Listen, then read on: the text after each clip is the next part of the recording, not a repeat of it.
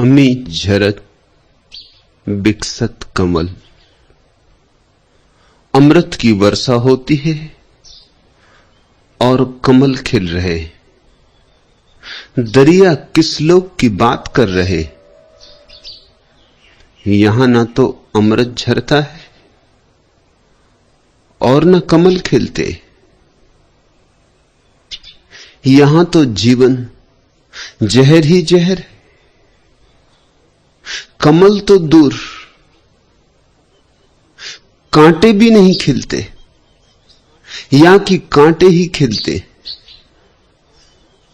क्या दरिया किसी और लोक की बात कर रहे? नहीं, किसी और लोक की नहीं, बात तो यहीं की है, लेकिन किसी और आयाम की है। 10 दिशाएं तो तुमने सुनी, एक और भी दिशा है, 11वीं दिशा। 10 दिशाएं बाहर है, 11वीं दिशा भीतर है। एक आकाश तो तुमने देखा है, एक और आकाश है अनदेखा। जो देखा वह बाहर है, जो अभी देखने को है भीतर है। उस 11वीं दिशा में, उस अंतर आकाश में अमृत झर रहा है, अभी झर रहा है। कमल खिल रहे, अभी खिल रहे। लेकिन तुम हो कि उस तरफ पीठ किए बैठे हो। तुम्हारी आंखें दूर अटकी और तुम पास के प्रति अंधे हो गए हो।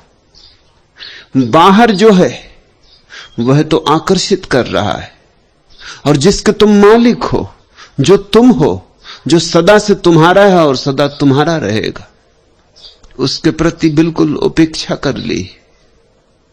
शायद इसीलिए कि जो मिला ही है, जो अपना ही है, उसे भूल जाने की वृत्ति होती। जो हमारे पास नहीं है, जिसका अभाव है, उसे पाने की आकांक्षा जगती। जो है, जिसका भाव है, उसे धीरे धीरे हम विस्मृत कर देते, उसकी याद ही नहीं आती। जिससे दांत टूट जाए ना तुम्हारा कोई, तो जीभ वहीं वहीं जाती है। कल तक दांत था और जीभ कभी वहां ना गई थी। मन के भी रास्ते बड़े बेबूझ। जो नहीं है उसमें मन की बड़ी उत्सुकता है।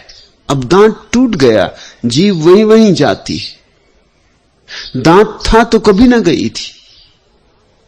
जो है, मन में उसकी उत्सुकता ही नहीं। क्यों? क्योंकि मन जी ही सकता है अगर उसमें उत्सुकता रहे। जो नहीं तो दौड़ होगी, तो पाने की चेष्टा होगी, वासना होगी, इच्छा होगी, कामना होगी। जो नहीं है उसके सहारे ही मन जीता है। जो है उसको तो देखते ही मन की मृत्यु हो जाती। दरिया आकाश में बसे किसी दूर स्वर्ग की बात नहीं कर रहे।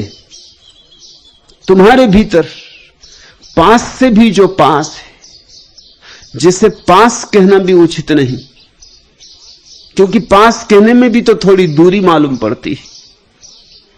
जो तुम्हारी श्वासों की श्वास है, जो तुम्हारे हृदय की धड़कन है, जो तुम्हारा जीवन है, जो तुम्हारा केंद्र है, वहां अभी इसी क्षण अमृत बरस रहा है और कमल खिल रहे। और कमल ऐसे कि जो कभी मुरझाते नहीं। चैतन्य के कमल। योगियों ने जिसे सहस्त्रार कहा है, 1000 पखड़ियों वाले कमल, जिनकी सुगंध का नाम स्वर्ग है, जिन पर नजर पड़ गई तो मोक्ष मिल गया, आंखों में जिनका रूप समा गया तो निर्वाण हो गया। इस बात को सबसे पहले स्मरण रख लेना कि संत दूर की बात नहीं करते, संत तो जो निकट से भी निकट है उसकी बात करते, संत उसकी बात नहीं करते हैं जो पाना है, संत उसकी बात करते हैं जो पाया ही हुआ है। संत स्वभाव की बात करते हैं।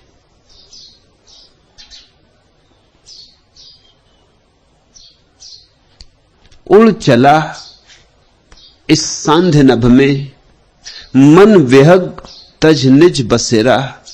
क्यों चला, किस दिशा चला, किसने उसे यूं आज टेरा।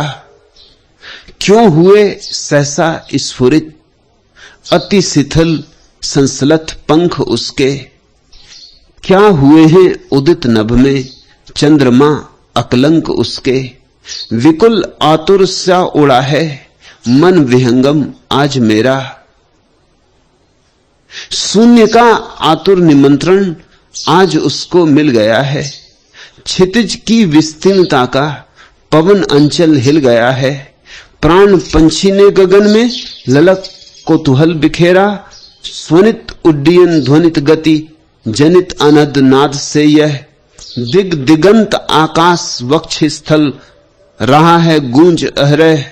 ऊर्ध्व गति ने ध्यान मग्ना गीत यति को आन घेरा। उड़ चला इस सांध नभ में, मन विहग तन निज बसेरा। पुकार सुनाई पड़ जाए एक बार तुम्हें उसकी जो तुम्हारे भीतर है, तो तुम उड़ चलो, तो तुम पंख फैला दो। तुम्हें एक बार कोई याद दिला दे उसकी जो तुम्हारी संपदा है, तुम्हारा साम्राज्य। तुम्हें कोई एक झलक दिखा दे उसकी, जरा सा झरोखा खुल जाए और एक बार तुम देख लो अपने भीतर के सूरज को उगते हुए, फिर तुम्हारे जीवन में क्रांति घटित हो जाएगी। फिर तुम बाहर के कूड़ा करकट के पीछे दौड़ोगे नहीं और न ही इकट्ठे करते रहोगे ठीकरे। जिसे अमृत मिल जाए, मरण धर्म में उसकी उत्सुकता अपने आप समाप्त हो जाती। जिसे भीतर की मालकियत मिल जाए, उसे सारे दुनिया का चक्रवर्ती सम्राट होना भी फीका हो जाता। पर पुकार सुननी है और पुकार भी आ रही है, मगर तुम हो कि वज्र बधिर बने बैठे हो। दरिया कहते हैं, दरिया हरि कृपा करी विरहा दिया पठाए। यह विरहा मेरे साधु को सोता लिया जगाए। प्रभु ने कृपा की है, दरिया कहते हैं,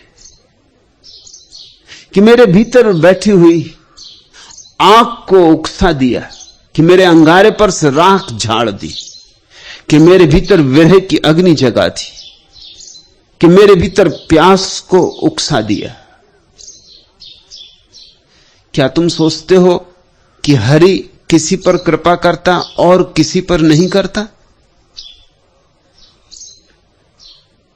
क्या तुम सोचते हो भगवत कृपा किसी को मिलती और किसी को नहीं मिलती? भगवत कृपा तो बेशर्त सब पर बरसती है। उस तरफ से तो कोई भेदभाव नहीं, लेकिन कोई उसे स्वीकार कर लेता है और कोई उसे इंकार कर देता है। वर्षा तो होती है पहाड़ों पर भी और झीलों में भी, लेकिन झीलें भर जाती हैं और पहाड़ खाली के खाली रह जाते। वर्षा तो होती है पत्थरों पर भी और जमीन पर भी, लेकिन जमीन में बीज फूट जाते, हरियाली आ जाती, पत्थर वैसे के वैसे रूखे के रूखे रह जाते। पहाड़ पर वर्षा होती, पहाड़ चूक जाते, क्योंकि पहाड़ खुद अपने से भरे, उनकी बड़ी अस्मिता है, बड़ा अहंकार है।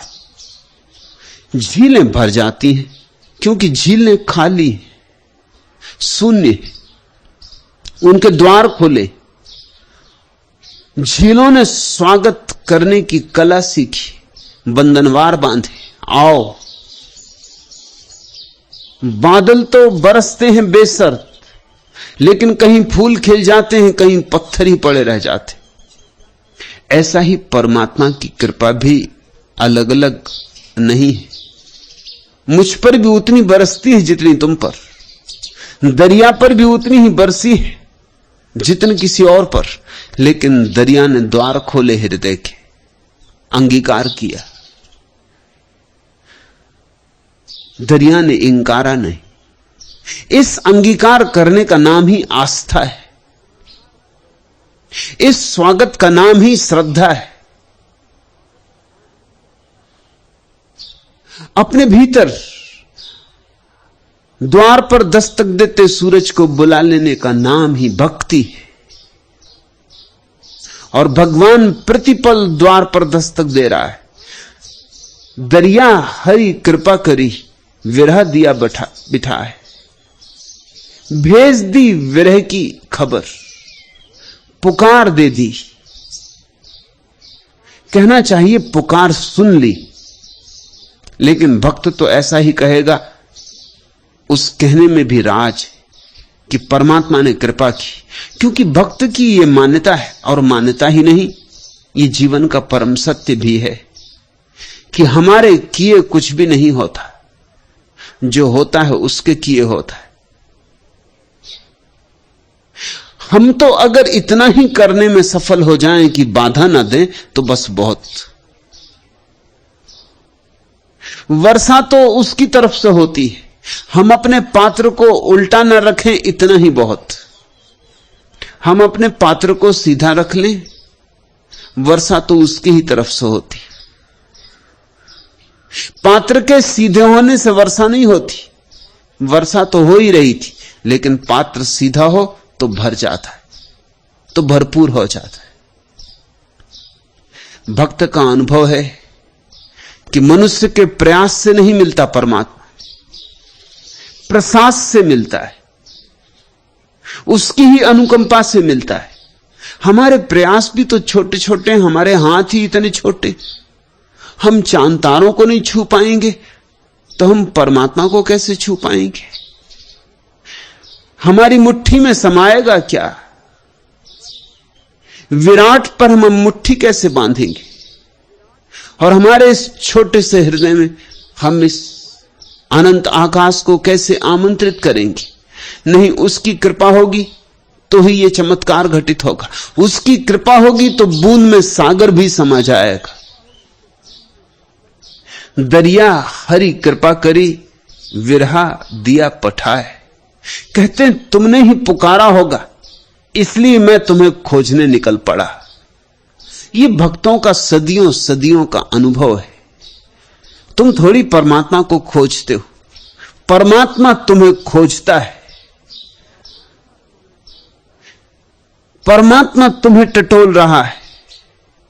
परमात्मा अलग अलग विधियों से तुम्हारी तरफ निमंत्रण भेज रहा है, प्रेम पातियां लिख रहा है। लेकिन तुम न प्रेम पातियां पढ़ते हो, तुम भाषा ही भूल गए जिससे उसकी प्रेम पाती पढ़ी जा सके। उस प्रेम की पाती को पढ़ने की भाषा भी तो प्रेम है। तुम प्रेम ही भूल गए। वो द्वार पे दस्तक देता है, तुम्हें सुनाई नहीं पड़ता, क्योंकि उसकी दस्तक शोरगुल नहीं है, शून्य है। वह तुम्हारे हृदय को छूता है, लेकिन तुम्हारी समझ में नहीं आता कि उसका छूना स्थूल नहीं, सूक्ष्म है। वो बवंडर की तरह नहीं आता, शोरगुल मचाता नहीं आता, कानों में फुसफुसाता है, गुफ्तगू करता है। और तुम्हारे सिर में इतना शोरगुल है कि कैसे तुम्हें उसकी गुफ्तगू सुनाई पड़े। तुम्हारे भीतर बाजार भरा है, मेला लगा है। तुम्हारा मन क्या है? कुंभ का मेला है। शोरगुल और उपद्रव है, भीड़ भाड़ है। वहां उसकी धीमी सी आवाज कहां खो जाएगी पता भी नहीं चलेगा। लेकिन जिस दिन भी तुम्हें समझ में आएगी बात, उस दिन तुम्हें यह भी ख्याल में आएगा, वह तो सदियों से खोज रहा था, हमने ही अनसुना किया। अभाग्य हम, दुर्भाग्य हमारा। वह तो कब से आने को आतुर था, हमने उसे बुलाया ही नहीं। वह तो कब से द्वार पर खड़ा था, हमने द्वार ही न खोले।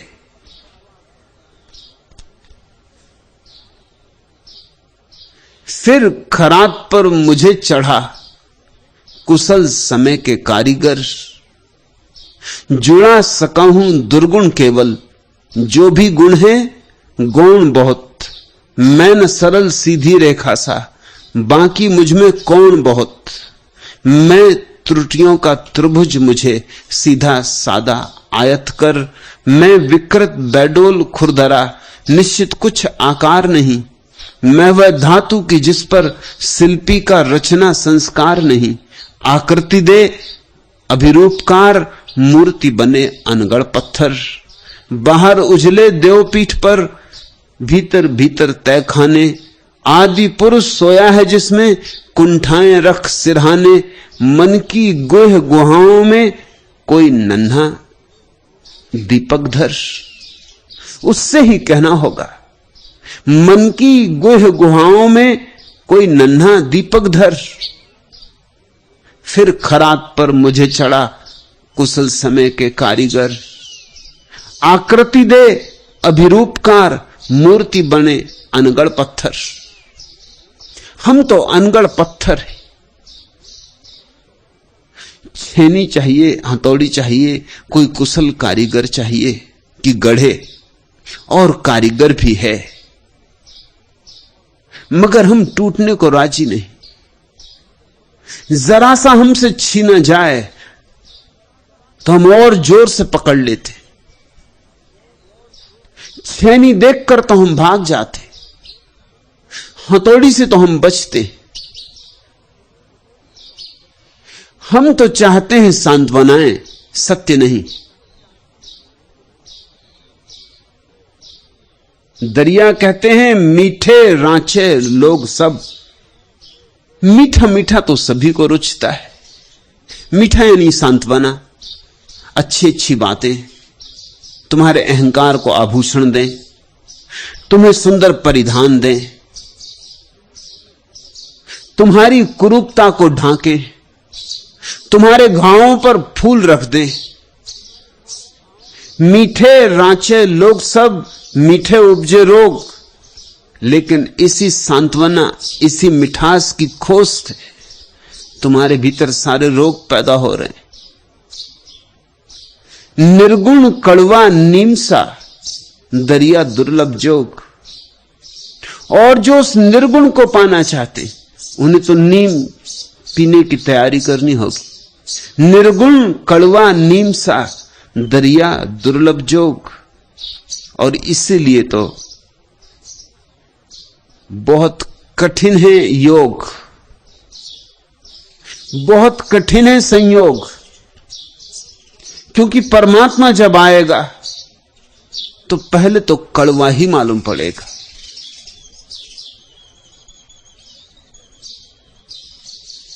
लेकिन वही नीम की कड़वाहट तुम्हारे भीतर की सारी अशुद्धियों को बहा ले जाएगी, तुम्हें निर्मल करेगी, निर्दोष करेगी। सद्गुरु जब मिलेगा तो खड़क की धार की तरह मालूम होगा। उसकी तलवार तुम्हारी गर्दन पर पड़ेगी। कबीर कहते, कबीरा खड़ा बाजार में लिए लुकाठी हाथ, जो घर बारे अपना चले हमारे साथ। हिम्मत होनी चाहिए घर को जला देने की। कौन सा घर? वो जो तुमने मन का घर बना लिया है, वासनाओं का, आकांक्षाओं का, अभीप्साओं का। वो जो तुमने कामनाओं के बड़े गहरे सपने बना रखे, सपनों के महल सजा रखे, जो उन सबको जला देने को राजी हो। उसे आज और अभी और यहीं परमात्मा की आवाज सुनाई पड़ सकती, उसके भीतर की राख झड़ सकती और अंगारा निखर सकता है।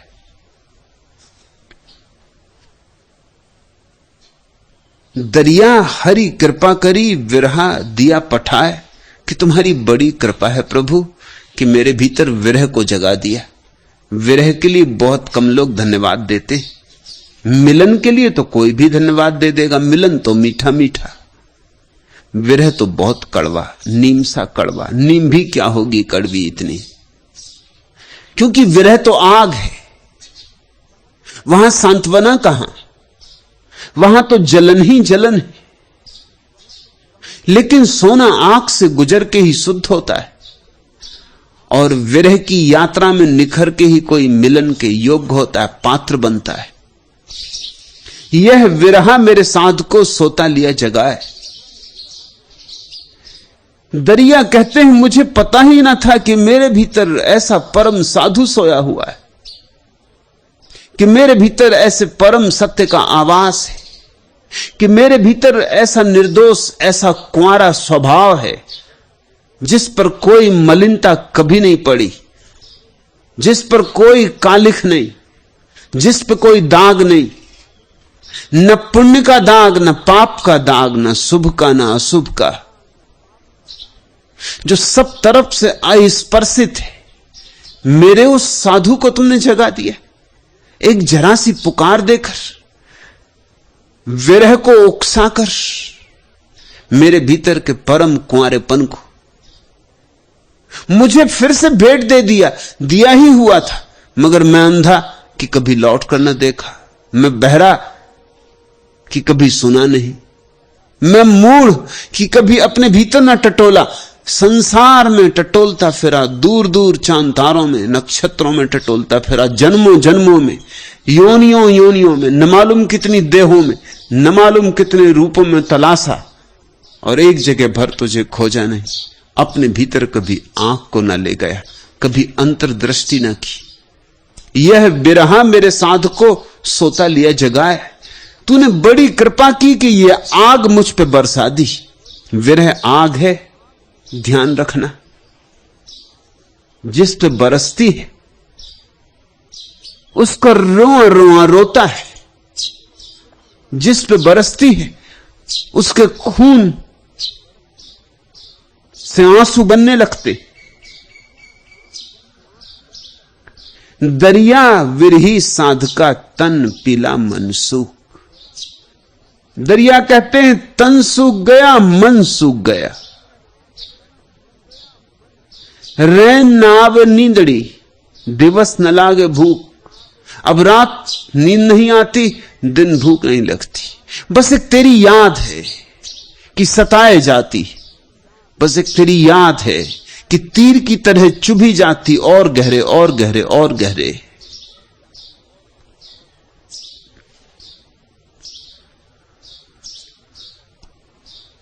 टूट मत मेरे हृदय, मुख न हो मेरे मलिन और थोड़े दिन।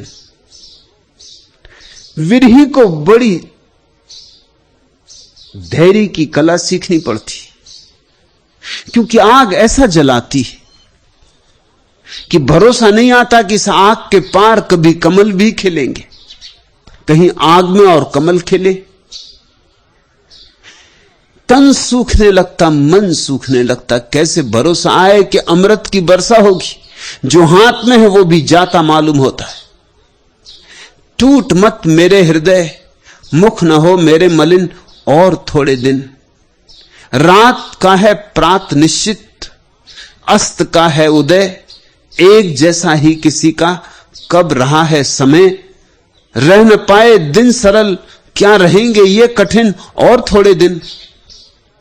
ढले कंधे झुकी ग्रीवा और खाली हाथ, किंतु चौखट पर दुखों की टेकना मत माथ। आह अधरों पर न हो, मत पलक पर ला तुहिन और थोड़े दिन। प्रण न हो मेरे पराजित, हार मत विश्वास। कुछ दिनों का और संकट, कुछ दिनों संतरास। किस्त अंतिम स्वेद की तू चुका कर हो ऋण। और थोड़े दिन, सृजन से थक्कर न रचना, तोड़ना संकल्प, शेष तेरे अभावों की, आयु है अब अल्प, चौकड़ी मत भूलना, कल्पनाओं के हरिण, और थोड़े दिन। आग भयंकर है विरह की, थोड़े से ही हिम्मतवर लोग गुजर पाते, अन्यथा लौट जाते।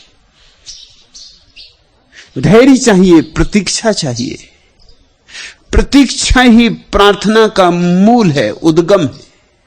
और जो प्रतीक्षा नहीं कर सकता वह प्रार्थना भी नहीं कर सकता। संभालना होगा अपने को, और थोड़े दिन बांधना होगा अपने को कि लौट ना पड़े, कि भाग ना जाए, कि पीठ ना दिखा दे। विरहन प्यू के कारणे ढूंढन बनखंड जाए, निस बीती प्यू ना मिला, दर्द रही लिपटाए। बड़ी बुरी दशा हो जाती है विरही की, खोजता फिरता है जंगल जंगल। निस बीती प्यू ना मिला, और रात बीत चली और प्यारा मिला नहीं। फिर कोई और उपाय न देखकर दर्द से ही लिपट कर सो जाती, दर्द रही लिपटाए। विरह के पास और है भी क्या? परमात्मा पता नहीं कब मिलेगा। जगा गया एक अभीप्सा को।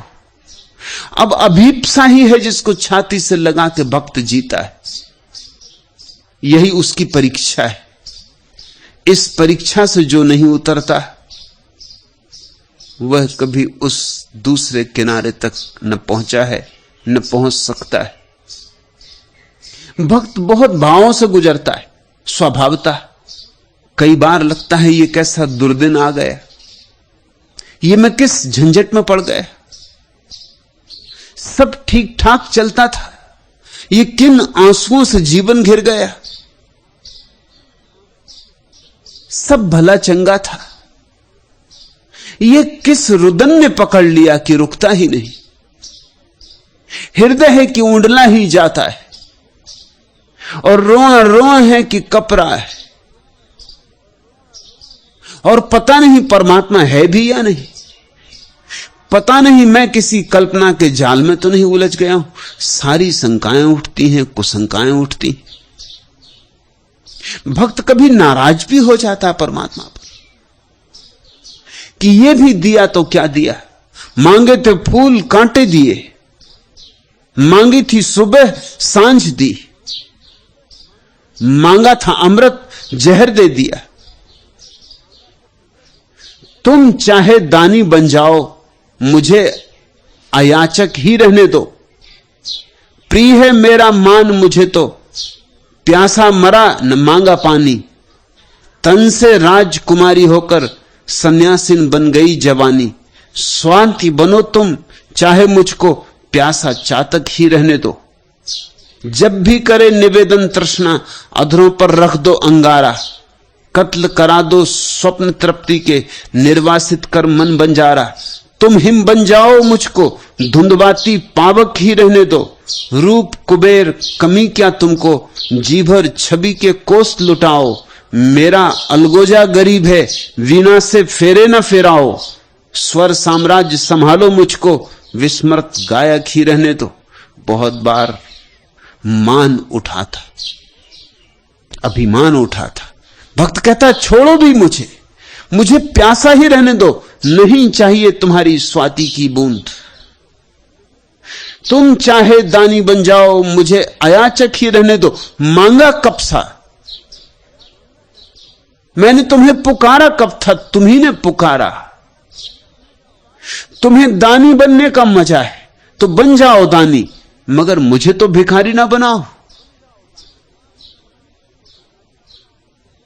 स्वाति बनो तुम, चाहे मुझको प्यासा चातक ही रहने दो। तुम्हें शौक चढ़ा है स्वाति बनने का, बनो, मगर मुझे क्यों सताते हो। मुझे प्यासा चातक ही रहने दो। मुझे तुम्हारी अभीप्सा नहीं है, मुझे तुम्हारी आकांक्षा नहीं। तुम बन जाओ, तुम हिम बन जाओ, मुझको धुंधवाती पावक ही रहने दो। मुझे छोड़ो भी, मेरा पीछा भी छोड़ो,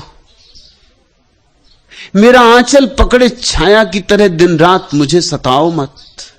स्वर साम्राज्य संभालो मुझको, विस्मत गायक ही रहने दो। तुम स्वर सम्राट हो भले, अपने घर तुम भले, मैं अपनी दीनता में भला। मेरा अलगोजा गरीब है, वीणा से फेरे न फिराओ। मेरे अलगोजे को वीणा से फेरे फिराने के लिए मैंने प्रार्थना कब की थी, पुकारा तुम्ही ने, अब जलाते क्यों हो? बहुत बार भक्त विरह की अग्नि में शंकाएं करता, कुशंकाएं करता, नाराज भी हो जाता, रूठ भी जाता, पीठ भी फेर लेता, मगर उपाय नहीं। एक बार उसकी आवाज सुनाई पड़ी तो उससे बचने का कोई उपाय नहीं। जब तक नहीं सुनाई पड़ी है, नहीं सुनाई पड़ी। एक बार सुनाई पड़ गई तो सारा जग फीका हो जाता। फिर कुछ भी करो, शंका करो, मान करो, रूठो, सब व्यर्थ।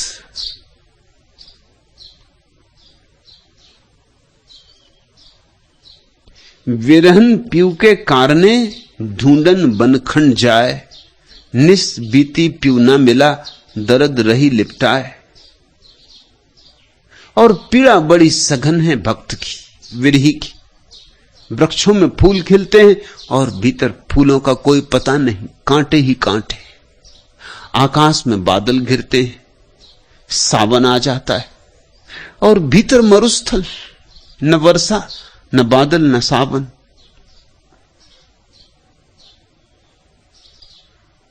बाहर सौंदर्य का इतना विस्तार और भीतर सब रूखा सूखा, तन भी सूख जाता, मन भी सूख जाता। भरोसा आए भी तो कैसे आए? ये घटाएं जामनी है, तुम नहीं हो। आह क्या कादंबनी है, तुम नहीं हो। बूंद के घुंघरू बजाकर हंस रही है, बूंद के घुंघरू बजाकर हंस रही है। ऋतु बड़ी अनुरागनी है, तुम नहीं हो। बादलों की बाहुओं में इसलत पड़ी है, समर्पित सौदामनी है, तुम नहीं हो। भीग कर भी मैं सुलगता जा रहा हूं, बूंद पावक में सनी है, तुम नहीं हो। बिन तुम्हारे साध मेरी साध्वी सी, सांस हर सन्यासनी है, तुम नहीं हो। गुदगुदी से अश्रु तक लाई मुझे यह वेदना सतरंगनी है, तुम नहीं हो। प्यार ही अपराध मुझ पर आजकल तो उठ रही हर तर्जनी है, तुम नहीं हो। भीग कर भी मैं सुलगता जा रहा हूं, बूंद पावक में सनी है, तुम नहीं हो।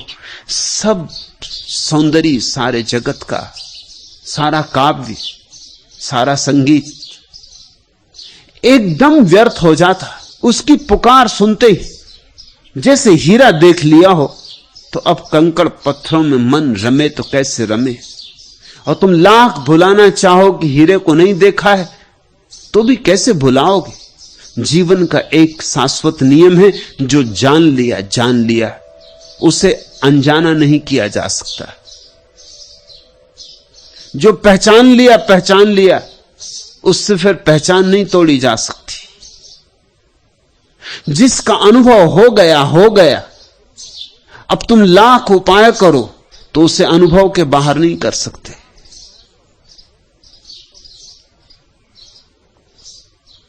विरहन का घर विरह में, ताघट लोहू न मांस। अपने साहबकार ने सिसके सांसों सांस। दरिया कहते हैं विरह ही घर बन जाता है, वही मंदिर बन जाता है। विरहन का घर विरह में, उठो बैठो चलो कहीं भी जाओ, विरह तुम्हें घेरे रहता है। एक अदृश्य वातावरण विरह का तुम्हें पकड़े रहता है। काम करो संसार के, मगर कहीं मन रमता नहीं। मिलो मित्रों से, परिजनों से, मगर उस परम प्यारे की याद पकड़े ही रहती। कोई परिजन मन को अब उलझा नहीं पाता।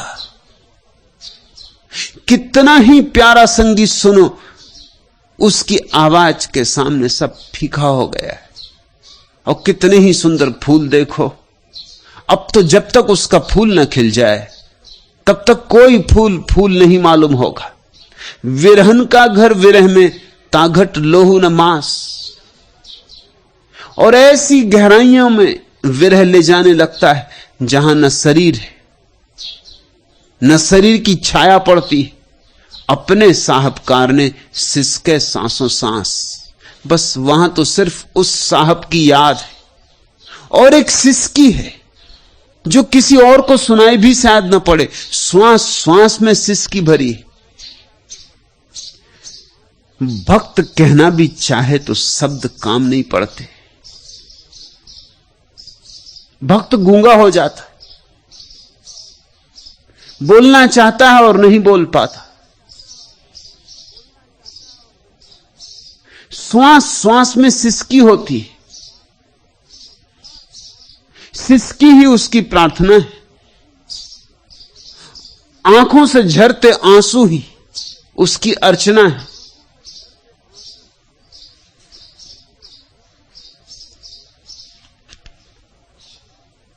महक रहा ऋतु का श्रृंगार, जैसे पहला पहला प्यार। जाग रही है गंध अकेली, सारा मधुबन सोता है। किया नहीं जिसने क्या जाने, प्यार में क्या क्या होता है। रातें घुल जाती आंखों में, दिन उड़ जाते पंख पसार। बार बार कोई पुकारता रह रह कर अमराई से, अपना पता पूछता हूं मैं अपनी ही परछाई से। कोई नहीं बोलता कुछ भी, मौन खड़े सारे घर द्वार। फूलों के रंगीन शहर में खुशबू अब तक अनब्याही। कोई कली किसी कांटे की बाहों में ही अनचाही। मजबूरी ने जोड़े अनगिन इच्छाओं के बंधनवार। राहों राहों आग बिछी है, झुलसी झुलसी छायाएं। हर चौराहा धुआं धुआं है, घर तक हम कैसे जाएं। कब तक खाली जेब लिए मैं देखूं भरा भरा बाजार। करूं शिकायत कहां दर्द की, हर दरबार यहां झूठा। नए जमाने में कुछ भी हो पर इंसान बहुत टूटा। बाहर बाहर मुस्काने हैं, भीतर भीतर हाहाकार। मजबूरी ने तोड़े अनगिन इच्छाओं के बंधनवार। रातें घुल जाती आंखों में, दिन उड़ जाते पंख पसार। कोई नहीं बोलता कुछ भी, मौन खड़े सारे घर द्वार।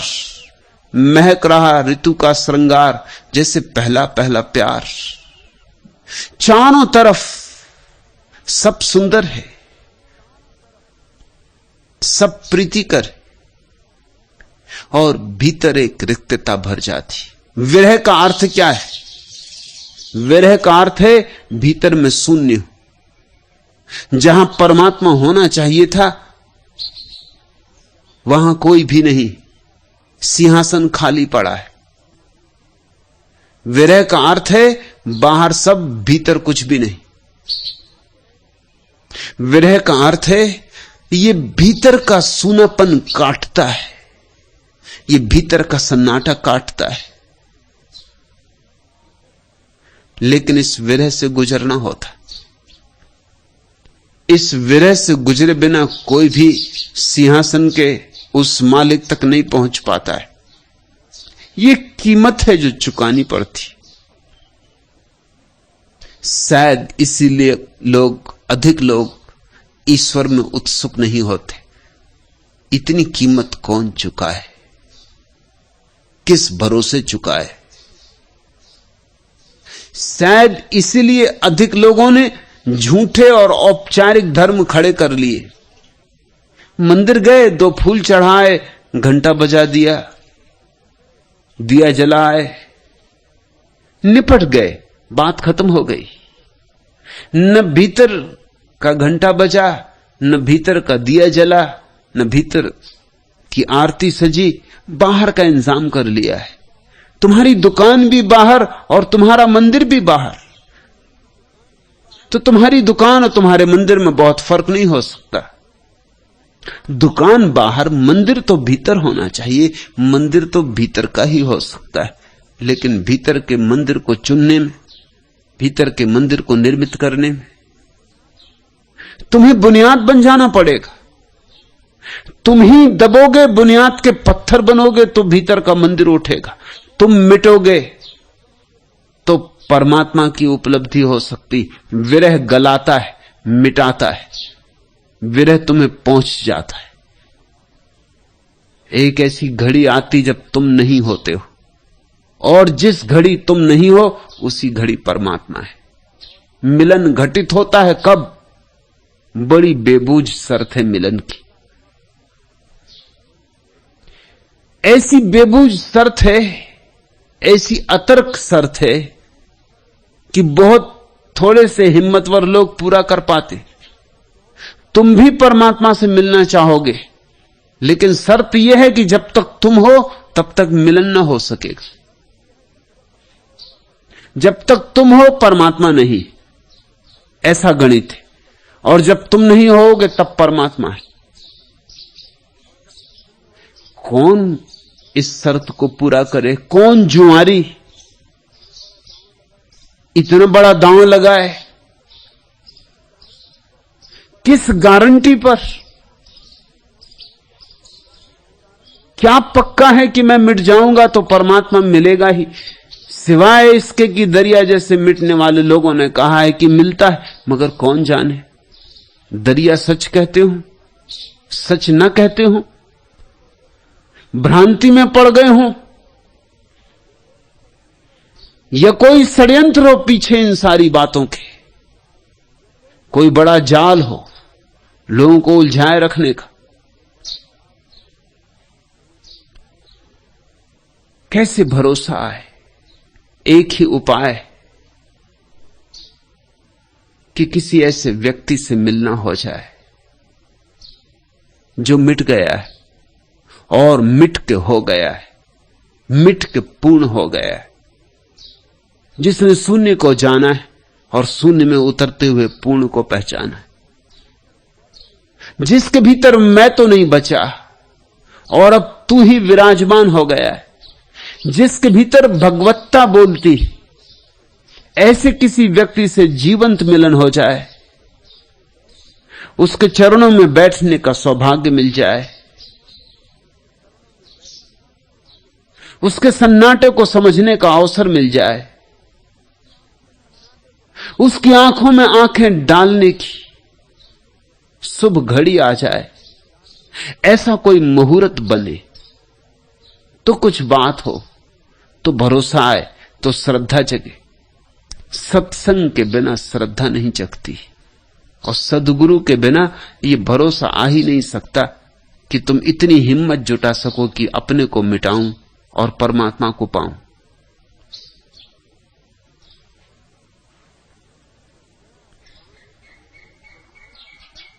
दरिया बान गुरुदेव का, कोई झेले सूर सुधीर, लागत ही व्यापे सही, रोम रोम में पीर। इसलिए दरिया कहते हैं ये बात समझ में ना आएगी, ये विरह की हिम्मत तुम ना जुटा पाओगे। ये तो तभी जुटा पाओगे जब दरिया बान गुरुदेव का, जब किसी सद्गुरु का बाण तुम्हारे हृदय में लग जाएगा। कोई झेले सूर सुधीर, दो शब्द प्रयोग किए, सूर और सुधीर। सूर भी हैं लोग, हिम्मतवर भी लोग हैं, बहादुर भी लोग हैं, मगर उतने से काफी नहीं। मरने मारने को तैयार है, मगर सूझबूझ बिल्कुल नहीं। साहसी है मगर समझ नहीं, तो भी नहीं होगा। और ऐसा भी है कि बहुत लोग हैं जो बड़े समझदार हैं मगर साहसी नहीं, तो उनकी समझ के कारण वो और भी कायर हो जाते, उनकी समझदारी के कारण वो एक कदम भी अज्ञात में नहीं उठा पाते। उनकी समझदारी उनको और जकड़ देती किनारे से, नाव ही नहीं खोल पाते सागर में। इतना विराट सागर, ऐसी उतंग लहरें, ऐसी छोटी सी नाव कोई समझदार खोलेगा? न नक्शा है पास, न पक्का है कि उसका उस पार कोई किनारा होगा, कि नाव कभी पहुंचेगी इसका कोई पक्का नहीं। उतंग लहरों को देखकर इतना ही पक्का है कि नाव डूबेगी, सदा को डूब जाएगी। समझदार साहसी नहीं होते, साहसी समझदार नहीं होते। अक्सर इसलिए साहसी होते हैं कि समझदार नहीं। समझदार नहीं है इसलिए उतर जाते हैं कहीं भी, जूझ जाते हैं किसी भी चीज से। इसलिए तो सैनिकों को शिक्षण देते समय उनकी समझ नष्ट करनी पड़ती, नहीं तो वो जूझ नहीं पाएंगे युद्ध में। अगर समझदार होंगे तो जूझ नहीं पाएंगे। समझदारी हजार बाधाएं खड़ी करेगी। इसलिए सारे सैन्य शिक्षण में एक ही खास मुद्दा ध्यान में रखा जाता है कि तुम्हारी समझ को खत्म किया जाए। बाएं घूम दाएं घूम, बाएं घूम दाएं घूम, सुबह से शाम तक चलता रहता। न बाएं घूमने में कोई मतलब है, न दाएं घूमने में कोई मतलब। तुम ये नहीं पूछ सकते कि इसका मतलब क्या, बाएं घूमने से क्या होगा। एक दार्शनिक भर्ती हुआ सेना में, महायुद्ध में सभी लोग भर्ती हो रहे थे, वो भी भर्ती हो गया। देश को जरूरत थी सैनिकों की, और जब उसके कप्तान ने कहा बाएं घूम, तो सारे लोग तो बाएं घूम गए, वो अपनी जगह खड़ा रहा। उसके कप्तान ने पूछा कि आप घूमते क्यों नहीं? उसने कहा पहले ये पक्का हो जाना चाहिए कि घूमना किस लिए, बाएं घूमने से क्या मिलेगा? इतने लोग बाएं घूम गए, इनको क्या मिला? और फिर ये आखिर दाएं घूमेंगे बाएं घूमेंगे और यहीं आ जाएंगे इसी अवस्था में जिसमें मैं खड़ा ही हूं। घूम घाम से मतलब क्या है? मैं बिना सोच विचार के एक कदम नहीं उठा सकता। दार्शनिक का शिक्षण यही कि बिना सोच विचार के कदम ना उठाए। प्रसिद्ध दार्शनिक था, कोई और होता तो कप्तान ने 10-5 गालियां सुनाई होती, क्योंकि भाषा कप्तानों की और पुलिस वालों की भाषा में गालियां तो बिल्कुल जरूरी होती। 2-4 सजाएं दी होती, लेकिन दार्शनिक प्रसिद्ध था, सोचा कि इस, और बेचारा ऐसे तो ठीक ही कह रहा है। कप्तान को भी बात पहली दफे समझ में आई कि बाएं घूम दाएं घूम, इसका मतलब क्या है, प्रयोजन क्या है इसका? प्रयोजन अगर कोई आदमी 3-4 घंटे रोज बाएं घूम दाएं घूम, दौड़ो रुको भागो जाओ आओ ऐसा करता रहे, हर आज्ञा का पालन, तो उसकी बुद्धि धीरे धीरे क्षीण हो जाएगी, वो यंत्रवत हो जाएगा। फिर एक दिन उससे कहो कि मारो तो वो मारेगा उसी आसानी से जैसे दाएं घूमता था बाएं घूमता था। फिर ये भी नहीं सोचेगा कि जिस आदमी की छाती में मैं गोली चला रहा हूं या छुरा भौंक रहा हूं, इसकी मां होगी बूढ़ी, घर राह देखती होगी, इसके बच्चे होंगे, इसकी पत्नी होगी, और इसने मेरा कुछ भी तो नहीं बिगाड़ा है, इससे मेरी कोई पहचान ही नहीं, बिगाड़ने का सवाल ही नहीं, इसे मैंने कभी जाना भी नहीं, अपरिचित अनजान। जैसे मैं युद्ध में भर्ती हो गया हूं 4 रोटी के लिए, ऐसे ये भी युद्ध में भर्ती हो गया। क्यों इसे मारूं? ये दार्शनिक जो बाएं नहीं घूम रहा है, ये गोली भी नहीं चलाएगा। जब आज्ञा होगी कि चलाओ गोली, तो पूछेगा क्यों? गोली चलाने से क्या सार, और इस बेचारे ने बिगाड़ा क्या है? इससे मेरा कोई झगड़ा भी नहीं, इससे मेरी पहचान ही नहीं, झगड़े का सवाल ही नहीं उठता। सोच के कप्तान ने कि आदमी तो अच्छा है, भला है, अब भर्ती हो गया, अब इसको निकालना भी ठीक नहीं, कोई और काम दे देना चाहिए। तो चौके में काम दे दिया, छोटा काम जो कर सके, मटर के दाने बड़े एक तरफ कर, छोटे एक तरफ कर। घंटे भर बाद जब कप्तान आया तो दार्शनिक वैसा ही बैठा हुआ था। तुमने अगर रोदिन की चित्र देखा हो, मूर्ति, रोदिन की प्रसिद्ध मूर्ति है विचारक, ऐसा ठुड्डी से हाथ लगाए हुए एक विचारक बैठा हुआ, उसी ठीक मुद्रा में दार्शनिक बैठा हुआ था। दाने जैसे थे मटर के वैसे रखे थे, एक दाना भी यहां से वहां नहीं हटाया गया था। कप्तान ने पूछा कि महाराज इतना तो कम से कम करो। उसने कहा कि पहले सब बात साफ हो जानी चाहिए। तुमने कहा बड़े एक तरफ करो, छोटे एक तरफ करो, मझोल कहां जाएं? और मैं कदम नहीं उठाता जब तक कि सब साफ ना हो, स्पष्ट ना हो। इतना समझदारी होगी तो तुम अनंत सागर में अपनी नाव न छोड़ सकोगे। इसलिए सैनिकों की बुद्धि नष्ट कर देनी होती, फिर वो यंत्रवत जूझ जाते, कट जाते हैं, काट देते हैं। अब जिस आदमी ने हिरोशिमा पर एटम बम गिराया, 1,00,000 आदमी 5 मिनट में जल के राख हो जाएंगे, अगर जरा भी सोचता तो क्या गिरा पाता? तो ज्यादा से ज्यादा यही हो सकता था कि जाके कह देता कि मैं नहीं गिरा सकता हूं, चाहो तो मुझे गोली मार दो। ये ज्यादा उचित होता है। एक आदमी मर जाऊंगा, क्या हर्जा है? लेकिन 1,00,000 आदमियों को 5 मिनट में अकारण मार डालूं, जिनका कोई भी कसूर नहीं। छोटे बच्चे हैं, स्कूल जाने की तैयारी कर रहे हैं, अपने बस्ते सजा रहे हैं, पत्नियां घर में भोजन बना रही, लोग दफ्तर काम के लिए जा रहे हैं। इन निहत्थे लोगों पर, जो सैनिक भी नहीं हैं, नागरिक हैं, जिनका कोई हाथ युद्ध में नहीं, इन पर एटम बम गिराऊं? लेकिन नहीं, ये सवाल ही नहीं उठा। वो जो बाएं घूम दाएं घूम का शिक्षण है, वो सवालों को नष्ट कर देता है, वो एक अंधापन पैदा कर देता है। उसने तो बम गिरा दिया। और जब दूसरे दिन सुबह पत्रकारों ने उससे पूछा कि तुम रात सो सके, तो उसने कहा मैं बहुत अच्छी नींद सोया, क्योंकि जो काम मुझे दिया गया था वो पूरा कर दिया। फिर अच्छी नींद के सिवाय और क्या था? अपनी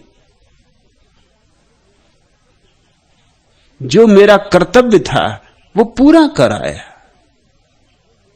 बहुत गहरी नींद सोया। 1,00,000 आदमी जल के राख होते रहे और उनके ऊपर बम गिराने वाला आदमी रात गहरी नींद सो सका। जरूर बुद्धि बिल्कुल पहुंचती गई होगी, जरा भी बुद्धि का नाम निशान न रहा होगा। तो एक तरफ बुद्धिमान लोग हैं, उनमें साहस नहीं, और एक तरफ साहसी लोग हैं, उनमें बुद्धि नहीं। इनमें से दोनों में से कोई भी परमात्मा तक नहीं पहुंच सकता। इसलिए दरिया ने बड़ी ठीक बात कही, कोई सूर सुधीर, साहसी और अति बुद्धिमान सुधीर।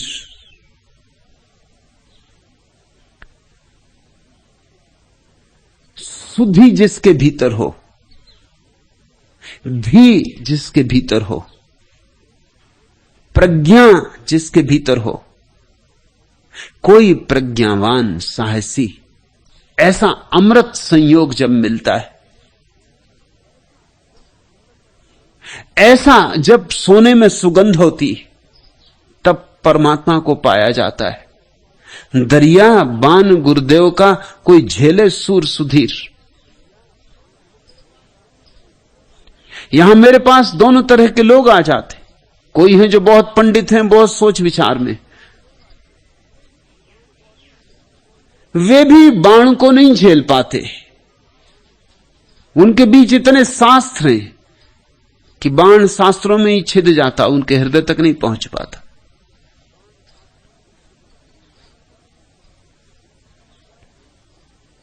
उनकी समझदारी अतिशय है कि उनके भीतर साहस तो रह ही नहीं गया।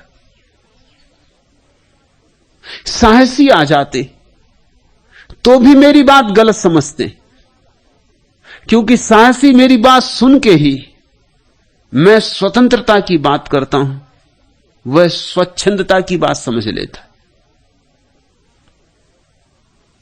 उसके पास बुद्धि नहीं।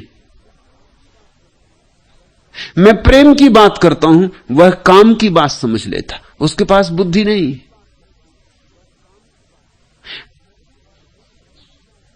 मैं कुछ कहता हूं, वह कुछ का कुछ कर लेता।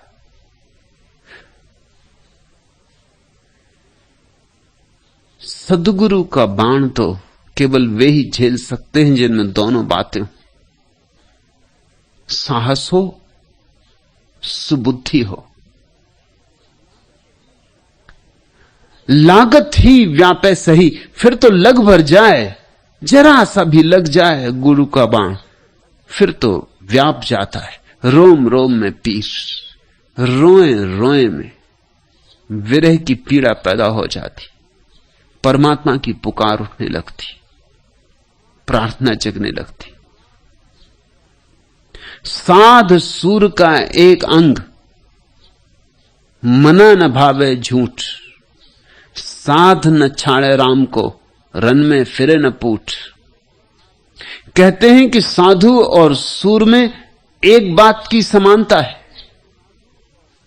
कि दोनों के मन को झूठ नहीं भाता। साध न छाड़े राम को, रन में फिरे न पूठ। जैसे सूरवीर युद्ध के मैदान से पीठ नहीं फेरता, चाहे कुछ भी हो जाए, बचे कि जाए जीवन, भागता नहीं, लौट नहीं पड़ता, पीठ नहीं दिखाता। वैसे ही राम की खोज में जो चला है, चाहे विरह कितना ही जलाए, अंगारों पे चलना पड़े तो भी लौटता नहीं, लौट ही नहीं सकता। लौटना असंभव है, क्योंकि वे अंगारे जलाते भी और शीतल भी करते, बड़े विरोधाभासी। वे कांटे चुभते भी हैं और भीतर एक बड़ी मिठास भी भर जाते। नीम कड़वी भी है और शुद्ध भी करती है। दरिया सांचा सूरमा, अरिदल घारे चूर, राज थापिया राम का, नगर बसा भरपूर। दरिया सांचा सूरमा, वही है सच्चा योद्धा जो अपने भीतर के शत्रुओं को समाप्त कर दे। बाहर के शत्रुओं को तो कौन कब समाप्त कर पाया है, और बाहर के शत्रुओं को समाप्त करो तो नए शत्रु पैदा हो जाते, और बाहर के शत्रुओं पर विजय भी पालो तो भी विजय कोई ठहरने वाली नहीं। जो आज जीता है कल हार जाएगा, जो आज हारा है कल जीत जाएगा। बाहर तो जिंदगी प्रतिपल बदलती रहती, वहां तो कुछ भी शाश्वत नहीं, ठहरा हुआ नहीं, जलधार है। लेकिन भीतर एक युद्ध है और भीतर के योद्धा बनना है। वहां शत्रु है, असली शत्रु वहां है। क्रोध है, काम है, लोभ है, मोह है, हजार शत्रु। इन सबको जो जीत लेता, इन सब का जो मालिक हो जाता, वही उस बड़े मालिक से मिलने का हकदार है। मालिक बनो छोटे तो बड़े मालिक से मिल सकोगे। उतनी पात्रता अर्जित करनी चाहिए। मालिक से मिलने के लिए कुछ तो मालिक जैसे हो जाओ, साहब से मिलने के लिए कुछ तो साहब जैसे हो जाओ, कुछ तो प्रभुता तुम्हारे भीतर हो तो प्रभु के द्वार पर तुम्हारा स्वागत हो सके। राज थापिया राम का, नगर बसा भरपूर। अपने भीतर तो राम का राज स्थापित करो, अभी तो काम का राज है तुम्हारे भीतर, राम का राज स्थापित करो। अभी तो तुम्हारे भीतर कामना ही कामनाएं और खींचे लिए जाती, और तुम बंधे कैदी की तरह घसीटते हो। काम से घिरा हुआ चित्त सारा गौरव खो देता है, सारी गरिमा खो देता है। लेकिन ध्यान रखे, ध्यान रहे कि काम हो कि क्रोध हो कि लोभ हो कि मोह हो, इन्हें मार नहीं डालना है, इन्हें रूपांतरित करना है। मार डालोगे तो तुमने अपनी ही ऊर्जा के स्रोतों को नष्ट कर दिया। क्योंकि क्रोध ही जब ध्यान से जुड़ जाता है तो करुणा बनता है। क्रोध को काट नहीं डालना है, ध्यान से जोड़ देना है। होशियार तो वही है जो जहर को भी औषधि बना ले। सच्चा सुधी तो वही है जो पत्थरों को भी सीढ़ियां बना ले, मार्ग की बाधाओं को भी जो उपयोग कर ले, उनका सहयोग ले ले। जो बुद्धू हैं वे भीतर के शत्रुओं को मारने में लग जाते, और सदियों से धर्म के नाम पर ऐसे ही बुद्धुओं का राज्य रहा है। भीतर के शत्रुओं को मार सकते हो, मगर मार के तुम पाओगे कि तुमने अपने ही अंग काट दिए।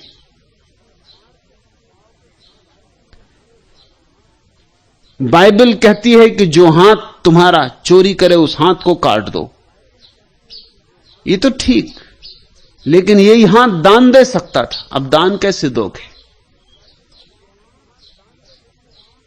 और जो आंख बुरा देखे वो आंख फोड़ दो, ठीक, लेकिन यही आंख तो इस जगत में परमात्मा को देखती, अब परमात्मा को कैसे देखोगे? और आंख तो तटस्थ है, आंख ना तो कहती है बुरा देखो ना कहती है भला देखो। आंख तो सिर्फ देखने की सुविधा है, तुम जो देखना चाहते हो वही देखो। अगर परमात्मा देखना चाहते हो तो आंख परमात्मा को देखने का साधन बन जाती। इसलिए मैं इस तरह की कहानियों को सहमति नहीं देता। कहानी है कि सूरदास ने अपनी आंखें फोड़ ली। सूरदास के वचन मुझे काफी भरोसा दिलाते हैं कि इस तरह का काम सूरदास कर नहीं सकते, और किया हो तो उनका सारा जीवन व्यर्थ हो जाता है। सूरदास ने कृष्ण के सौंदर्य के ऐसे प्यारे गीत गाए,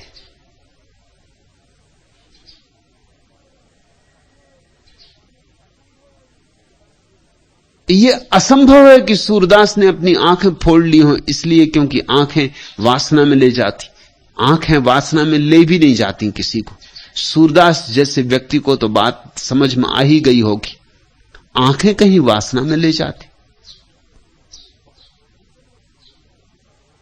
वासना भीतर होती तो आंखें वासना का साधन बन जाती, और प्रार्थना भीतर हो तो आंखें प्रार्थना का साधन बन जाती। तुम्हारे हाथ में तलवार है, इससे तुम चाहो किसी की जान ले लो, और चाहे किसी की जान ली जा रही हो तो बचा लो। तलवार तटस्थ है, सारी इंद्रियां तटस्थ है। इन्हीं कानों से उपनिषद सुने जाते हैं, इन्हीं आंखों से सुबह उगता सूरज देखा जाता है, इन्हीं आंखों से चोर खजाने खोजता है दूसरों के, इन्हीं आंखों से लोगों ने अपने भीतर के खजाने खोज लिए।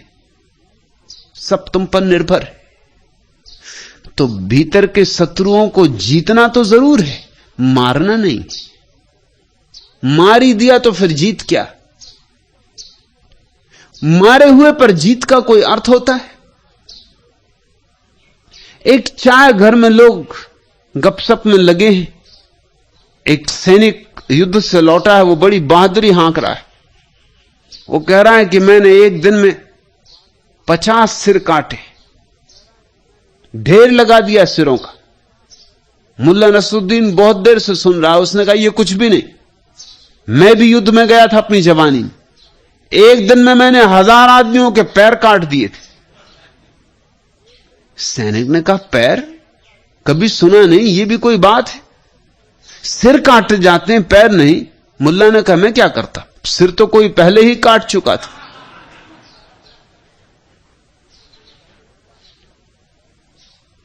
मरों को अगर तुम पैर काट भी लाए तो कोई विजेता नहीं हो। अगर तुमने मार ही डाला अपने भीतर तो तुम कुछ बुद्धिमान नहीं हो। और तुम अपने भीतर जिनको शत्रु समझ के मार डाले हो, उनको मारने के बाद पाओगे तुम्हारे जीवन की सारी ऊर्जा के स्रोत सूख गए। इसलिए तुम्हारे संतों के जीवन में ना उल्लास है, ना उत्सव है, ना आनंद है, एक गहन उदासी। तुम्हारे संतों के जीवन में कोई सृजनात्मकता भी नहीं है, उनसे कोई गीत भी नहीं फूटते, उनसे कोई नृत्य भी नहीं जगता। क्योंकि जो ऊर्जा गीत बन सकती थी और नृत्य बन सकती थी, उस ऊर्जा को तो नष्ट करके बैठ गए। उनके जीवन में कोई करुणा भी नहीं दिखाई पड़ती, क्योंकि क्रोध को मार दिया, करुणा पैदा कहां से हो। और मैं तुमसे कहता हूं, जिसने काम वासना को जला डाला अपने भीतर, वो ब्रह्मचर्य को उपलब्ध नहीं होता, वो सिर्फ नपुंसक हो जाता है। और नपुंसक होने में और ब्रह्मचारी होने में बहुत फर्क है, जमीन आसमान का फर्क है।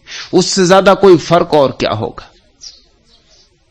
रूस में ईसाइयों का एक संप्रदाय था जो अपनी जन्नेंद्रियां काट डालता था। क्या तुम उनको ब्रह्मचारी कहोगे?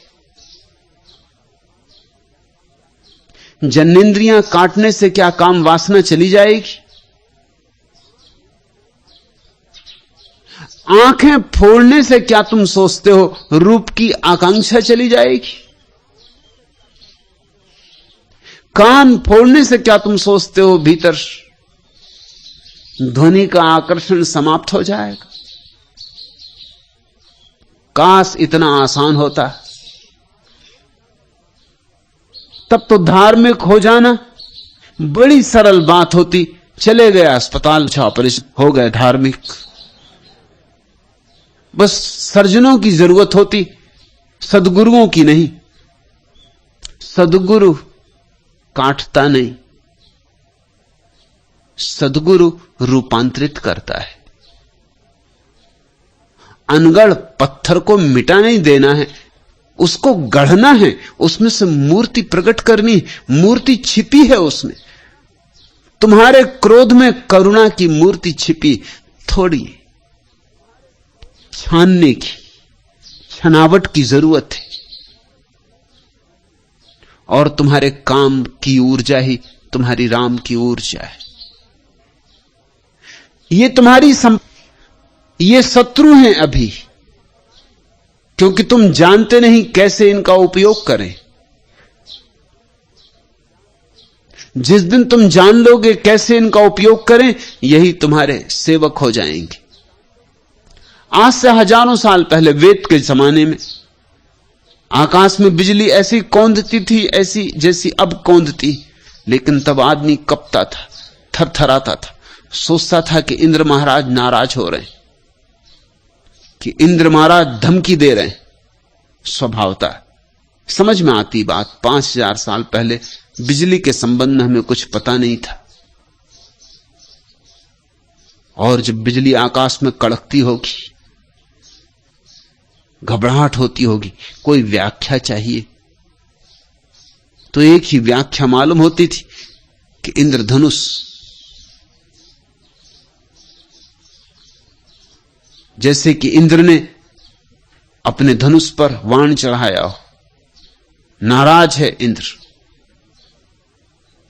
कुछ भूल हो गई हमसे, लोग घुटनों पर गिर पड़ते होंगे और प्रार्थना करते होंगे। अब कोई बिजली की प्रार्थना नहीं करता। अब भी बिजली चमकती, मगर तुम घुटनों पर गिर के प्रार्थना नहीं करते। अब तुम भली भांति जानते हो कि बिजली क्या है। अब तो बिजली तुम्हारे घर में सेवा कर रही। बटन दबाओ और कह जी हजूर आज्ञा, बटन दबाओ पंखा चले, बटन दबाओ बिजली चले, बटन दबाओ रेडियो चले, बटन दबाओ टेलीविजन शुरू हो जाए। अब तो बिजली तुम्हारे घर की दासी। अब आकाश की बिजली को तुम इंद्रधनुष का या इंद्र का क्रोध और कोप नहीं मानते। अब तो बात खत्म हो गई। अब तो ये कहानियां बच्चों को पढ़ाने योग्य हो गई। अब तो बच्चे भी इन पे भरोसे ना करेंगे।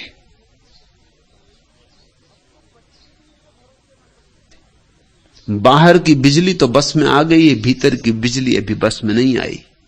भीतर की बिजली का नाम काम वासना है। वो जीवंत विद्युत है। अब तक के धार्मिक लोग उससे डरे रहे, घबराए रहे, कपते रहे। उनके कंपन से कुछ फायदा नहीं हुआ है और उनकी घबराहट से बहुत नुकसान हुआ है।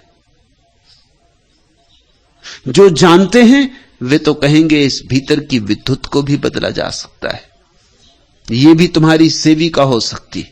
जब काम वासना तुम्हारी सेवा में रत हो जाती तो ब्रह्मचर्य। जब तक कौन मालिक, इससे सब निर्भर होता है। काम वासना को काट डालो। काटना बहुत आसान है,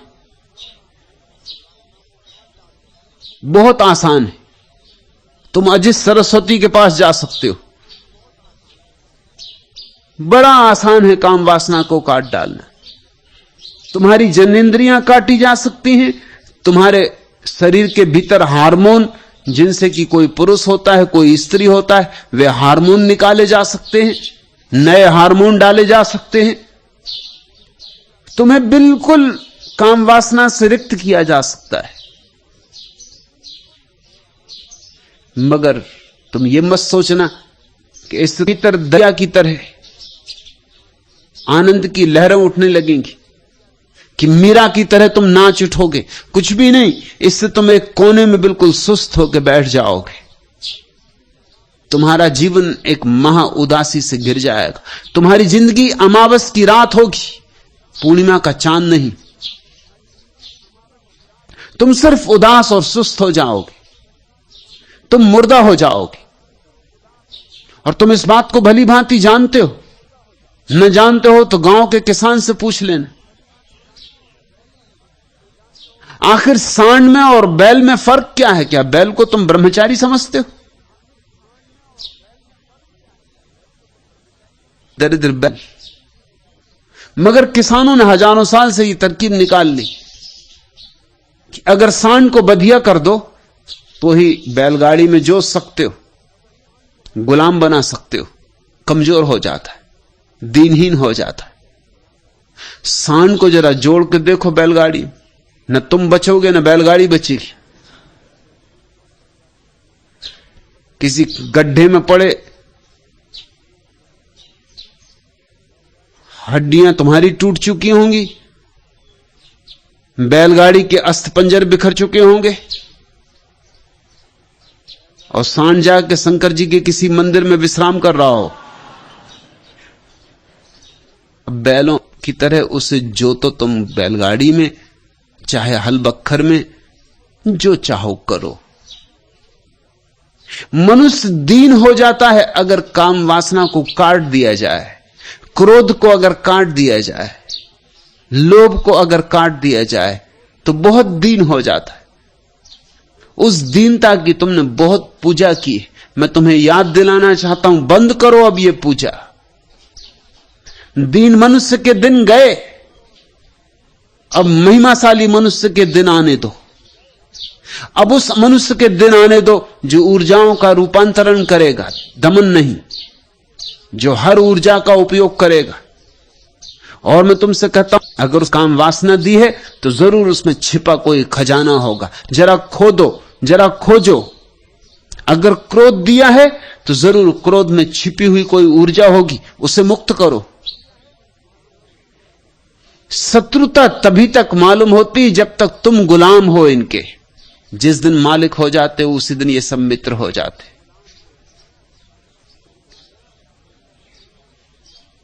दरिया सांचा सूरमा, वही है सच्चा सूर। अरिदल घाले चूर, राज थापिया राम का नगर बसा भरपूर। शत्रुओं को पछाड़ देता है, उनकी छाती पे बैठ जाता है, उन्हें चारों खाने चित्त कर देता है, राम के राज्य को अपने भीतर स्थापित कर लेता है। लेकिन ध्यान रखना, नगर बसा भरपूर, यह कोई रिक्त जगह नहीं है। राम का राज्य नगर भरपूर बसा है, उत्सव पैदा होता है। दिवाली है, होली है, रंग का त्योहार उठता है, दिए जलते। राज थापिया राम का नगर बसा भरपूर। और जब तक तुम्हें किसी के भीतर राम का राज्य बसा हुआ दिखाई ना पड़े, भरपूर, गुलाल ना उड़ती हो कि साधु नहीं है, सिर्फ किसी तरह अपने को दबाए, किसी तरह अपने को संभाले, बैठा हुआ मुर्दा है, जीवंत नहीं। रसना सेती उतरा हृदय किया बास, दरिया बरखा प्रेम की सट ऋतु 12 मास। सुनते हो प्यारा वचन, रसना सेती उतरा। जब तक तुम्हारी जीभ पर ही राम का नाम रहेगा तब तक कुछ ना होगा, हृदय में उतर जाए। रसना सेती उतरा हृदय की, कुछ मन का विचार, कल्पनाएं, स्मृतियां, शोरगुल, भीड़भाड़, और तुम्हारे भीतर शांति हो जाए। और शब्द राम का सवाल नहीं है, भाव का सवाल है। राम शब्द तो जीभ पर ही रहेगा, राम शब्द को तुम हृदय में नहीं ले जा सकते। हृदय में शब्द जाने का कोई उपाय ही नहीं, वहां तो केवल भाव होते। लेकिन तुम समझते हो, भाव को तुम पहचानते हो। कोई भी शब्द आत्मा है, शब्द भाव का शरीर है। शब्द की खोल तो जाने दो, भाव में डोलो, भाव की मस्ती में उतरो। रसना सेती उतरा हृदय की आबास। और जब भी तुम्हारे हृदय में भाव की तरंग उठने लगेगी, वह चमत्कार घटेगा। दरिया बरखा प्रेम की, कि प्रेम की वर्षा हो जाएगी तुम्हारे ऊपर, होती ही रहेगी, फिर बंद नहीं होने वाली। सट ऋतु 12 मास, 6 ऋतुओं में 12 महीने वर्षा होती ही रहेगी, फिर ऐसा नहीं और खो गए। फिर आषाढ़ ही आषाढ़ है, फिर ये प्रेम की वर्षा होती ही रहती। लेकिन क्या तुम्हें तुम्हारे संतों में प्रेम की ऐसी वर्षा होती हुई मालूम पड़ती? क्या तुम्हारे मंदिरों में तुम्हें प्रेम भरपूर बहता हुआ मालूम पड़ता है?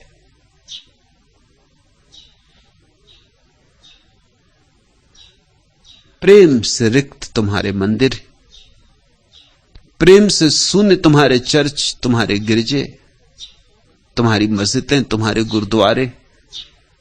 प्रेम से रिक्त तुम्हारे साधु संत हैं। हां, उदासी जरूर है, तारा है। अब धीरे धीरे हम सोचने लगे यही धर्म है। यह धर्म नहीं है, यह अधर्म से भी बदतर है। यह आस्तिकता नहीं है, ये नास्तिकता से भी गिरी हुई अवस्था है। नास्तिक तो कभी आस्तिक हो भी जाए, ये तुम्हारे तथाकथित धार्मिक लोग कभी आस्तिक ना हो पाएंगे।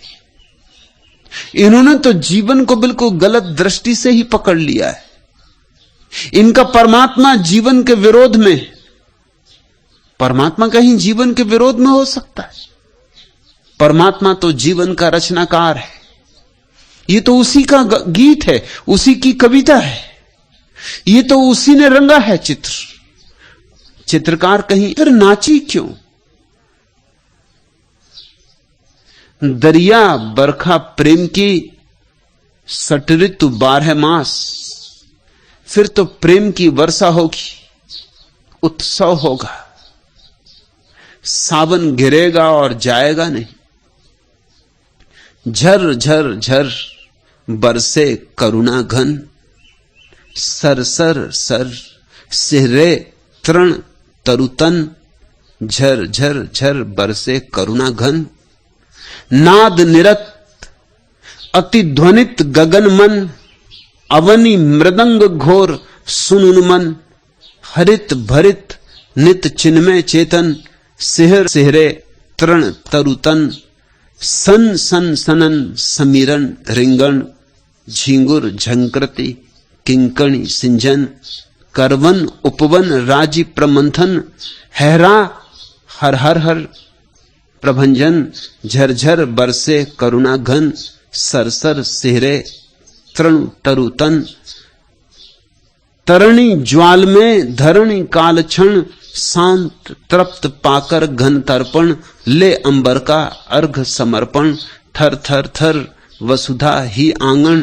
कंपित भू प्रांगण, झर झर झर बरसे करुणा घन। सर सर सर सिहरे तृण तरुतन।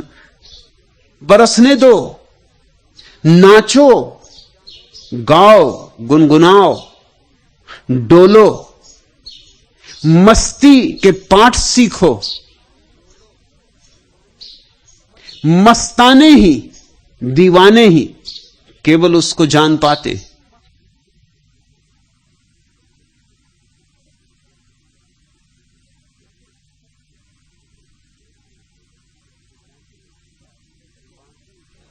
बाकी उसकी बात उठे प्रेम की, ज्यों सावन बरखा घन।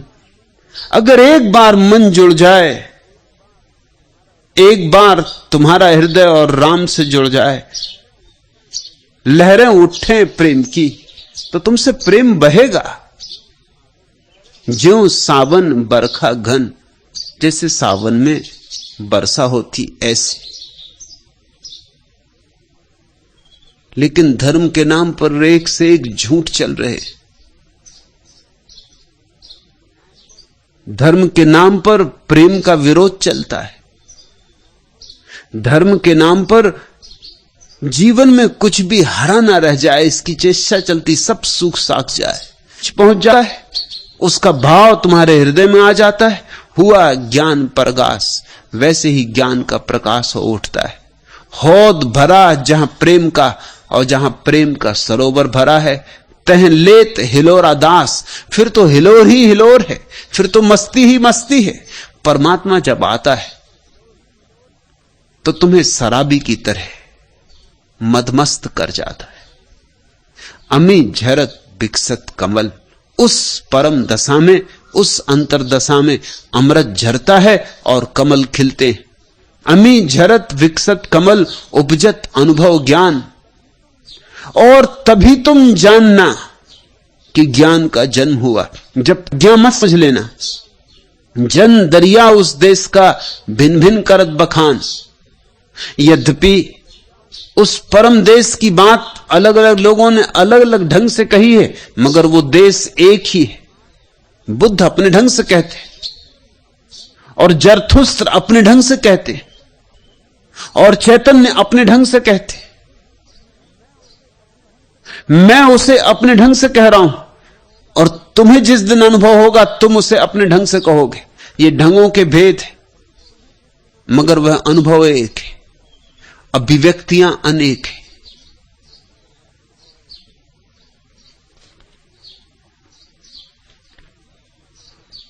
सावन बुलाएं प्रथम आषाढ़ी झाड़ी है, चलो भीगे। पालकी ऋतु की खड़ी है, चलो भीगे।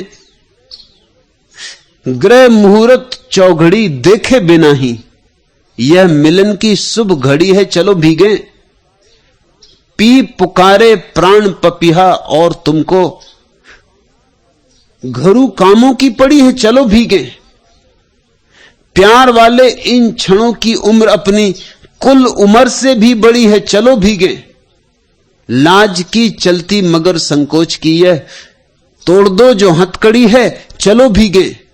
यदि हम ही समझे न ये संकेत गीले, आग सबनम मढ़ी है, चलो भीगे। भीगने का निमंत्रण, यही सन्यास का निमंत्रण है।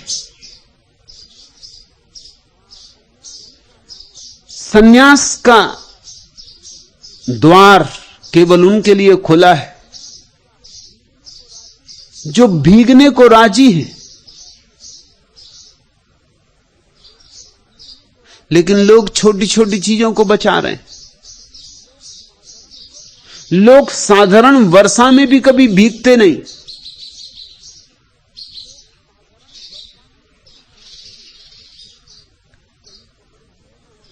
कहीं के पुतले पड़ी हो कि बह जाओगी कि गल जाओगी।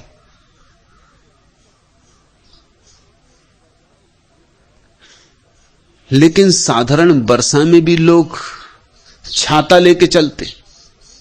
कुछ लोग तो छाता सदैव लिए रहते, पता नहीं कब वर्षा हो जाए। मुल्ला नसरुद्दीन छाता लेके बाजार से गुजर रहा था। वर्षा होने लगी मगर उसने छाता ना खोला। दो चार लोगों ने देखा, उन्होंने कहा कि नसरुद्दीन छाता क्यों नहीं खोलते। नसरुद्दीन ने कहा कि छाते में छेद ही छेद। तो लोगों ने पूछा फिर छाता लेके चले ही क्यों। तो उसने कहा कि मैंने सोचा कौन जाने रास्ते लेके चल रहे हो, तुम सुरक्षा का इंतजाम करके चल रहे हो। यहां मेरे पास भी लोग आ जाते तो मैं देखता हूं छाता लगाए बैठे हो और सुन रहे। हालांकि सौभाग्य से उनके छातों में कभी कभी कुछ छेद होते और थोड़ी बूंदाबांदी उन पर हो जाती, उनके बावजूद हो जाती, मगर छाता लगाए रहते। भीतर के छाते छोड़ने होंगे। हिंदू, मुसलमान, ईसाई, बौद्ध, जैन, ये सब छाते हैं। ये सब सुरक्षाएं हैं शब्दों की आड़ में छिपाने के उपाय। इन सब की होली जला दो। बौद्ध बनाओ ना हिंदू और ना मुसलमान। परमात्मा ने तो तुम्हें बस खालिस आदमी बनाया। एक बार वैसे ही हो जाओ जैसा परमात्मा ने बनाया, तो उससे संबंध जुड़ना आसान हो जाए और तभी तुम ये निमंत्रण स्वीकार कर सकोगे। प्रथम आषाढ़ी झड़ी है, चलो भीगे। पालकी ऋतु की खड़ी है, चलो भीगे। और तुम मत पूछो कि मुहूर्त, कोई मुहूर्त की नहीं पड़ी है। सारी घड़ियां उसकी हैं, हर घड़ी मुहूर्त है। ग्रह मुहूर्त चौघड़ी देखे बिना ही, यह मिलन की शुभ घड़ी है, चलो भीगे। तुम जाके ज्योतिषियों को अपनी जन्म पत्री मत दिखलाओ।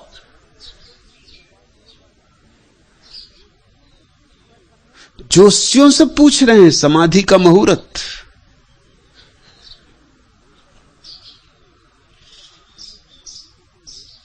तुमने समाधि को कोई रेस कोर्स का घोड़ा समझा?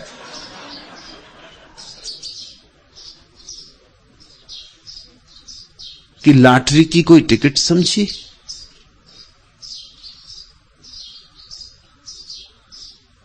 खूब होशियार हैं लोग, बचने के कैसे कैसे उपाय खोजते।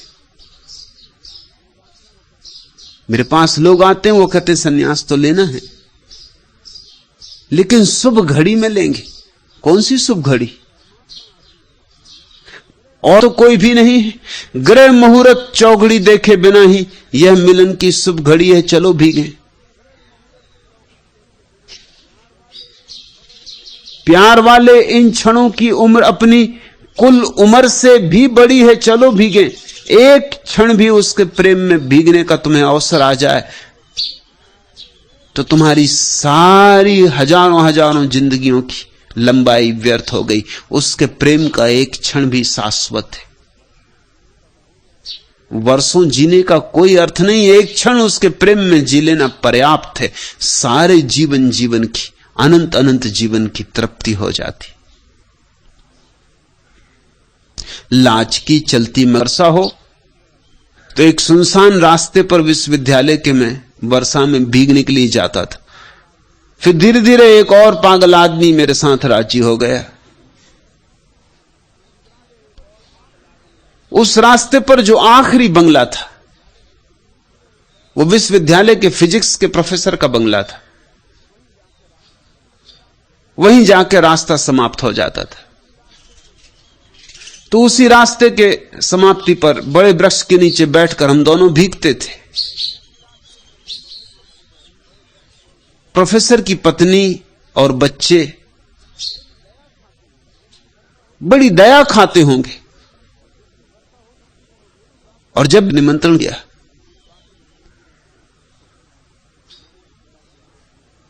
तो मैंने उनसे कहा कि मेरे एक मित्र भी हैं, वो सदा आपके घर तक मेरे साथ घूमने आते हैं, उनको भी ले आऊं? तो उन्होंने कहा उनको भी जरूर ले आएं। उन्होंने घर जाकर अपनी पत्नी को बहुत प्रशंसा की होगी कि दो बहुत अद्भुत व्यक्तियों को लेके आ रहा हूं। घर में लोग बड़े उत्सुक थे, बड़ी तैयारियां की गई, और जब हम दोनों को देखा तो सारे बच्चे, पत्नी, बहू सब वहां से भाग गए अंदर के कमरे में, और इतने जोर से हंसने लगे अंदर के कमरे में जाके कि प्रोफेसर को बड़ा सदमा पहुंचा कि ये तो बड़ा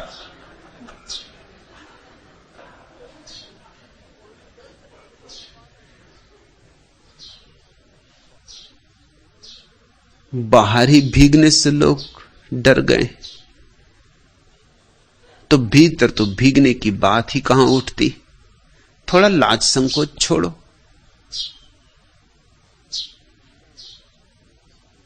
मीरा ने कहा लोक लाज छोड़ी, पद घुंघरू बांध मेरा नाची रे। सब लोक लाज छोड़ के नाची। ऐसी ही लोक लाज छोड़ोगे तो नाच पाओगे, तो भीग पाओगे।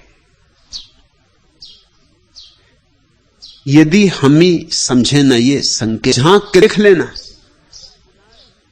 सद्गुरु का इतना ही अर्थ है कि तुम्हें एक बार याद दिला दे उस सब की जो तुम्हारे भीतर भी पड़ा है, लेकिन अपरिचित, अनजाना।